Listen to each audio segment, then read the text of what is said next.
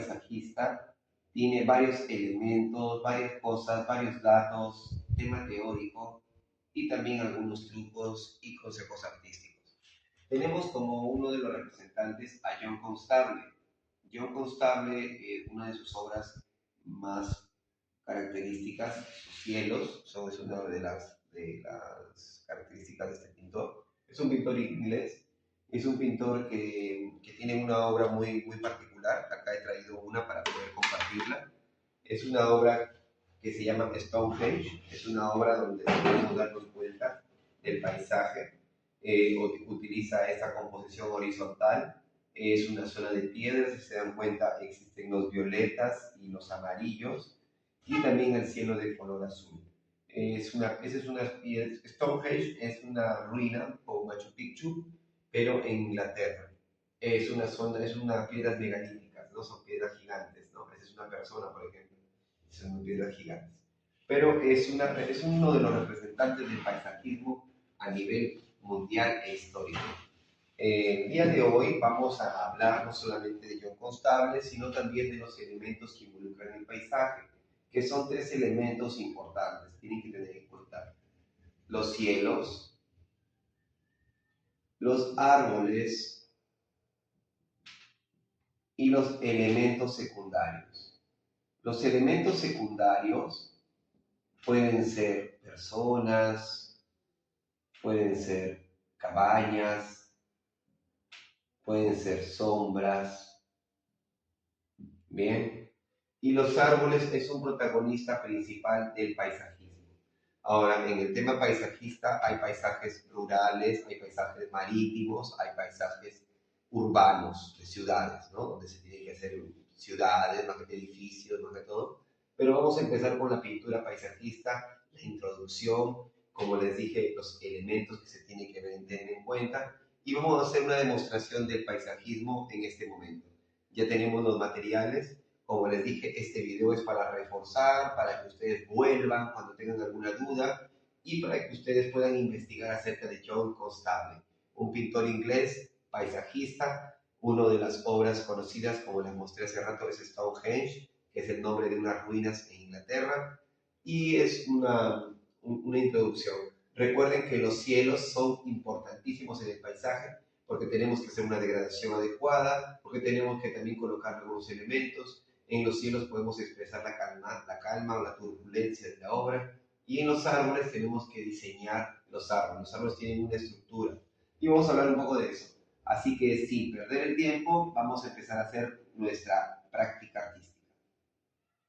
Bien, ustedes cuando tienen el sketchbook de manera vertical, lo van a tener con poca limitación para poder hacer el paisaje. Mientras que lo hacemos de manera horizontal, sí vamos a tener más libertad. Recuerden tener sus materiales siempre a la mano. En este caso lo vamos a poner de manera horizontal. Tenemos aquí la paleta ya lista y vamos a empezar como siempre. ¿Con qué empezamos? Empezamos con el fondo, ¿verdad? Con el fondo. Recuerden, paso número 1 es el fondo, ¿bien? El fondo. Y el fondo vamos a encontrar ¿qué elemento? El elemento de el cielo, ¿verdad? El cielo. Es importante el cielo, les dije, y por eso vamos a decidir si es que nuestro cielo va a ser de color cálido o nuestro cielo va a ser de color frío. Hay que tener en cuenta eso, primero.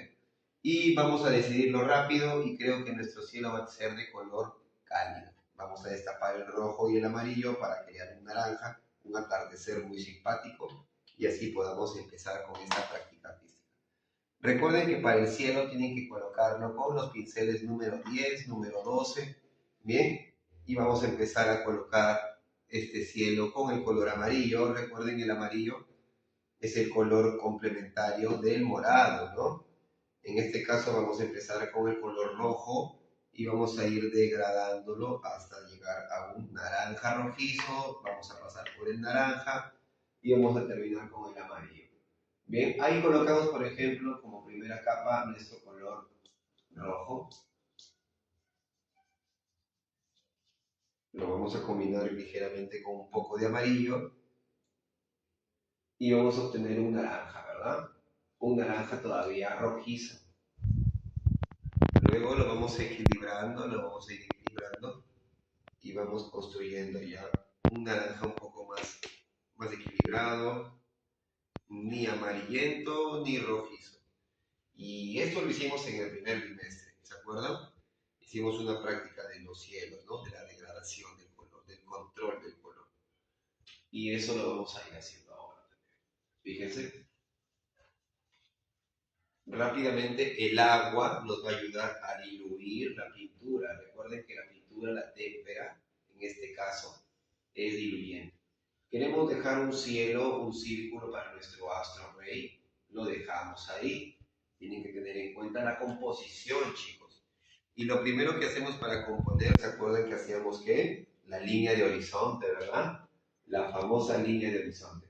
Estamos degradando el cielo con un color ya naranja amarillento, si se dan cuenta, y vamos a seguir degradándolo. Bien, entonces vamos a seguir degradando este color con el amarillo, vamos a pasar por este tono amarillento, bien. Esto es un paisaje rural, recuerden, y para hacer paisaje rural tenemos que pintar también los árboles, no se olviden, los árboles, bien. Eso es nuestro cielo de atardecer, ¿verdad? Bien, ya tenemos ahí estructurado nuestro fondo. Estamos respetando la línea de horizonte y para eso tenemos que fijarla, ¿bien? Por lo menos aquí es nuestra línea de horizonte. Y recuerden que en el paisaje tenemos que proyectar siempre lejanía y también primeros planos, que puede estar más cerca, que puede estar más alejado. Hay que siempre tener en cuenta la paleta y también lavar nuestros pinceles, porque el truco de que nos salga bien la pintura es el lavado de pinceles. Bien, chicos. Entonces vamos a pasar a cambiar de pincel número 10 o 12 a un pincel número 6 o 4. ¿Bien? ¿Para qué? Para empezar a hacer los famosos árboles. Y también tienen que tener en cuenta cómo van a empezar a pincelear los árboles. Ahora voy a hacer una demostración general. Ustedes también pueden ir practicando en casa. Pero el día de la sesión vamos a hacerlo juntos todos en clase. Recuerden que tenemos varias variedades de verdes. Tenemos el verde amarillento, tenemos el verde azulado, que es un verde más oscuro, y tenemos el verde, que es el verde equilibrado, ¿no? Que no es ni azulado ni amarillento. Bien, entonces vamos a crear una variedad de verdes. ¿Para qué? ¿Con qué finalidad? Con la finalidad de tener varios tonos de hojas, ¿verdad? Porque las hojas no tienen un solo tono, tienen varios tonos. Y el pinceleado, si se da cuenta, estamos haciéndolo como un estilo frottage, o sea, frotando, no jalando, sino frotando, tocando de esta manera y vamos a ir distribuyendo el color de las hojas. Si se choca con un poco de amarillo, este verde se transforma en un verde amarillento, muy claro, ¿no? Dese cuenta, la frondosidad, ¿bien? Y cuando es un pino, tenemos que ir dándole esa pinceleada que exige el pino. Y como lo hicimos en las unidades pasadas, muchos chicos empezaron a hacer esto. Y sí les salía la textura del pino, porque iban pinceleando de acuerdo a la forma, a la orientación de las ramas, de las hojas, de los arbustos. Entonces ustedes tienen que ir persiguiendo esa intención, esa pinceleada. Por eso tenemos que tener esta motricidad en nuestras muñecas para poder ir cambiando el estilo del pinceleado. Hace rato, ¿cómo fue el estilo del profesor? Fue así. Y ahora el profesor está haciéndolo de esta manera. Tenemos que imitar eso, tenemos que hacerlo en clase, tenemos que pensar en nuestra composición. Si lo colocamos un poco más de azul a nuestro verde, se convierte en un verde azulado un poco más intenso. Ya se va diferenciando, ya se va viendo diferente al resto, ¿se dan cuenta? Y tenemos una variedad de verdes. Ahora, es importante crear también los marrones. No se olviden, el color marrón es un color importante porque este color nos va a dar el origen de los troncos de los árboles. Y estos marrones pueden ser diferentes tonos. Puede ser un marrón como este, que es un poco claro, ¿bien? y jugamos con las ramas. Recuerden que los troncos son gruesos y las ramas son más delgadas.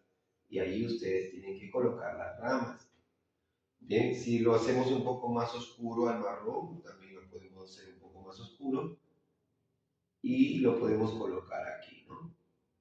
También recuerden esa forma de los árboles. Bien, hay que tener en cuenta eso. Ya son variedades, mira, dos marrones distintos, dos marrones diferentes.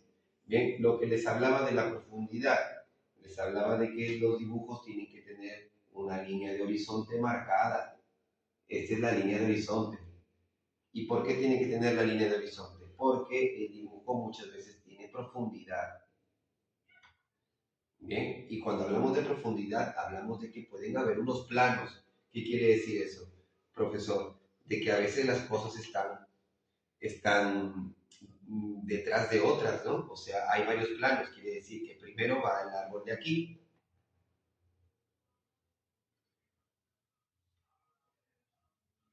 Primero está este árbol, adelante de todos los árboles. Luego viene otro árbol, detrás de ese árbol primero. Pero ¿cómo lo diferencio? ¿Cómo lo hago cercano? ¿Cómo lo hago que esté delante de? Tengo que darle más nitidez, tengo que trabajarlo más, tengo que darle más detalle, porque está más cerca al espectador. ¿Y cómo el profesor los árboles? Ya me olvidé. Los árboles, nuevamente, son protagonistas de los paisajes, porque el paisaje es un ecosistema. ¿Y cómo tocamos? La pintura la tocamos de esta manera. Y esos son los consejos que tenemos que tener en cuenta al momento de componer nuestro paisaje. Esa es una clase que te está dando una orientación para que tú vuelvas. Cuando tienes un tema de dudas, vuelvo. Bien, tenemos que volver para aprender. ¿Y cómo se hace en la sombra, profesor? Color morado. No lo olvide, nunca lo olvide. Color morado. Ahora vamos a hacer las sombras. Si la iluminación está ahí, ¿y mis sombras dónde podrían estar? Mis sombras tendrían que estar por acá.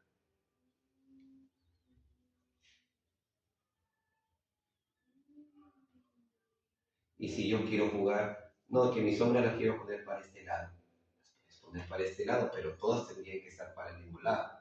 ¿Entienden, chicos? No nos podemos contradecir en las sombras.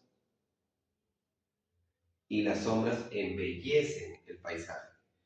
Ahora, otro detalle más, y este es el último detalle y consejo puede ser, lo vamos a hablar también en la clase, pero es importante que tengan en cuenta lo siguiente. El gras, hacia arriba, bien, hacia arriba el gras, siempre, pinceleada vertical, bien, pinceleada vertical. Los cerros, otro elemento importantísimo de los paisajes, no tienen que ser pirámides, tienen que ser irregulares, tienen que ser un poco distantes, ¿no? No pueden ser muy nítidas, pueden ser un poco más claras, ¿no? Entonces tienen que tener en cuenta varias cosas. Primero el fondo, luego los elementos secundarios, ¿bien? Y pueden haber elementos secundarios que llamen la atención del espectador, como un auto.